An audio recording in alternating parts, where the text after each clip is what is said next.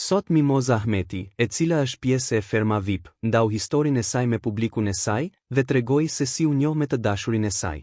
Ajo ka folur për partnerin e saj, një djalë me origjinë nga Polonia, i cili është disa vite më i ri se ajo. Ata u njohën në një mënyrë të pazakontë. Ai ishte një ndjekës i saj në Facebook dhe i shkruante kishte një 2-3 vjet. I thash, "Ç'ne ke unë ti?"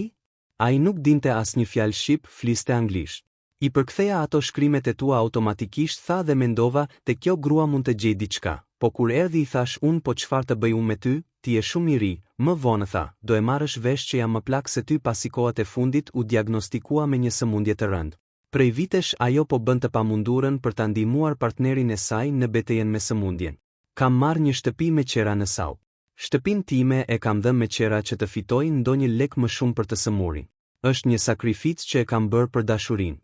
Por ai s'ma ka shpërblyer fare, tha ajo. Nuk ndajem dot nga ai, tha ajo, e prandaj kam hyrë në Ferma VIP për të fituar, tha ajo. Për më shumë lajme nga showbizi shqiptar, ndiqni kanalin ton dhe bëni subscribe për të mos humbur asnjë lajm.